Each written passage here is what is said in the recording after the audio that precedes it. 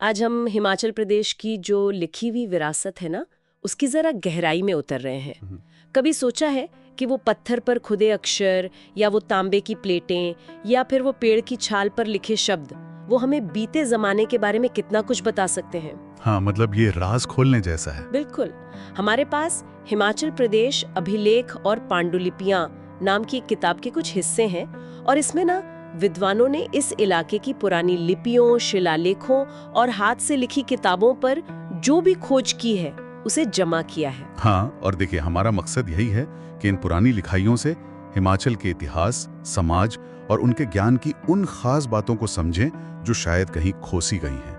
ये सिर्फ पुराने कागज या पत्थर नहीं है, ये उस वक्त के लोगों, उनके राजाओं, उनकी सोच, इन सब की जीती जागती कहानियां हैं एक तरह से। सही कहा। तो कहाँ से शुरू करें? अभिलेखों से?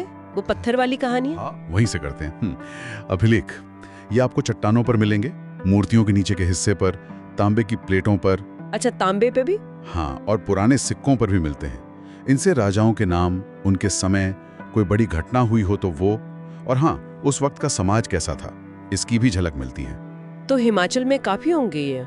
अरे बहुत, हिमाचल में ऐसे लेखों का तो खजाना है समझिए।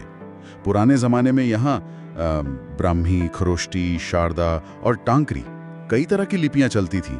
कई लिपियां एक साथ? हाँ बिल्कुल। जैसे एक उदाहरण देता हूँ, कुल्लू के राजा थे वीर यश, पहली सदी के आसपास। उनका एक सिक्का मिला है। अच्छा। उस पर लिखा है राज्ञा कुलोतस्य वीर यशस्य। और कमाल की बात यह है कि ये ब्राह्मी और खरोष्टी दोनों लिपियों में है, एक ही सिक्के पर। वाह, एक ही सिक्के पर दो लिपियां, गजब है। इससे तो पता चलता होगा कि मतलब बाहर से भी लोग आते जाते थे। बिल्कुल बिल्कुल, ये दिखाता है कि उस वक्त अलग अलग संस्कृतियों का कैसा मेलजोल था। और सुनिए, धर्मशाला के पास खनियारा में एक शिलालेख है। हाँ, खनियारा वाला। वो भी शायद पहली सदी ईसा पूर्व या ईसवी का है। वो भी ब्राह्मी और खरोष्टी दोनों में, और उसमें लिखा है कृष्ण यशस्य आराम। कृष्ण यश का बगीचा, पत्थर पर बगीचे का जिक्र। ये तो बड़ा दिलचस्प है। मतलब आम जिंदगी की बातें भी। हाँ, यही तो, कि सिर्फ राजाओं की बड़ी बड़ी बातें ही नहीं, आम जिंदगी की चीजें भी दर्ज होती थी। अच्छा, अब जरा चंबा चलिए, भरमौर और छतराड़ी। चंबा। वहाँ राजा मेरुवर्मन का जमाना, मतलब करीब 7वीं सदी। उनकी बनवाई पीतल की मूर्तियां हैं, लक्ष्मणा देवी, गणेश, नंदी, शक्ति देवी। हाँ, सुना है इनके बारे में, बहुत खूबसूरत हैं शायद। बेहद। और उन पर ना संस्कृत में लेख हैं। और लिपि वो ब्राह्मी से ही निकली एक और लिपि है, कुटिल लिपि। कुटिल लिपि, नया नाम है ये। हाँ, और एक और खास बात, इन मूर्तियों को बनाने वाले शिल्पी गुग्गा का नाम भी लिखा है। सच में? शिल्पी का नाम?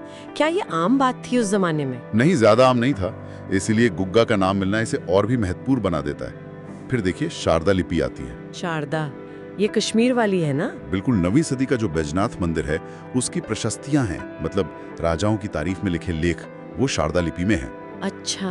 और उन्हें लिखने वाला कवि राम, वो कश्मीर से था।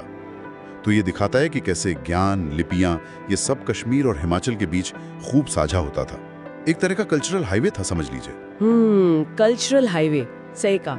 पत्थर पर तो लिख दिया, पर अगर ज्ञान को और फैलाना हो या ज्यादा विस्तार से लिखना हो तब? सही पकड़ा। यहीं पर आती हैं पांडुलिपियां, मतलब हाथ से लिखी पोथियां। अच्छा, मैन्युस्क्रिप्ट्स। हाँ, छपाई मशीन तो थी नहीं, तो ज्ञान ऐसे ही फैलता था, हाथ से लिख लिख कर। और ये ज्यादातर मिलती हैं कागज पर, भोजपत्र पर। भोजपत्र, वो पेड़ की छाल? हाँ, एक खास पेड़ की छाल। और कभी कभी कपड़े पर भी। कपड़े पर भी? वाह। और इनमें लिपियां कौन सी इस्तेमाल होती थी? वही शारदा, ब्राह्मी? मुख्य रूप से तो टांकरी, ये शारदा से ही निकली थी और व्यापारियों में हिसाब किताब में खूब चलती थी। और देवनागरी तो है ही। टांकरी। हाँ, लेकिन जो जनजातीय इलाके हैं ना, जैसे किन्नौर, लाहौल स्पीति, वहाँ तिब्बती बौद्ध धर्म के ग्रंथ मिलते हैं, जैसे कंग्यूर और तंग्यूर, वो भोटी लिपि में है। अच्छा, तो वहाँ भोटी लिपि। हाँ, और एक और मजेदार चीज है, सिरमौर, चौपाल जैसे इलाकों में सांचा विद्या की पांडुलिपियां मिलती हैं। सांचा विद्या, ये क्या है? मतलब ये कुछ खास ज्ञान की बातें हैं, और इनकी लिपियां भी अलग हैं, पाउची, भट्टाक्षरी, चंदवाणी, पंडवाणी। इतनी सारी लिपियां? हाँ, और माना जाता है कि ये भी शारदा से ही निकली, शायद इसलिए बनाई गई ताकि कोई खास ज्ञान गुप्त रखा जा सके। गुप्त ज्ञान, क्या बात है। और इनमें लिखा क्या होता था? मतलब किस तरह की चीजें? अरे क्या नहीं लिखा होता था, विषयों की लिस्ट तो कमाल की है। वेद, पुराण, आयुर्वेद, ज्योतिष, तंत्र मंत्र भी। इतिहास भी, राजाओं के वंशावलियां, उनके दस्तावेज, कविताएं और यहाँ तक के संगीत और वास्तुशास्त्र, मतलब घर कैसे बनाएं, इस पर भी किताबें। संगीत और वास्तुशास्त्र भी जबरदस्त, मतलब पूरा ज्ञान विज्ञान भरा पड़ा है। बिल्कुल।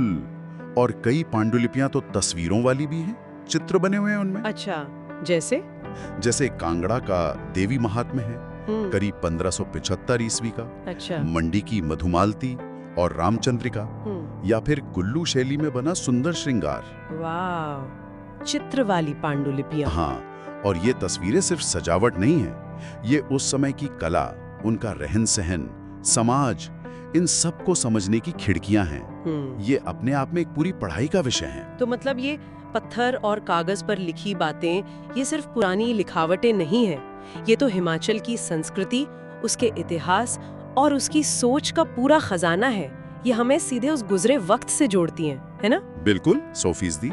और इसीलिए इन्हें बचाना, इन्हें सहेजना बहुत जरूरी है, बहुत ज्यादा। हाँ, ये तो है। देखिए, राष्ट्रीय पांडुलिपि मिशन जैसे प्रयास हो रहे हैं, वो इनकी लिस्ट बना रहे हैं, इन्हें बचाने की कोशिश कर रहे हैं, लेकिन मौसम की मार है, कीड़े मकोड़े हैं, और सबसे बढ़कर हमारी अनदेखी, हमारी लापरवाही, ये सब इनके दुश्मन हैं। सही बात है।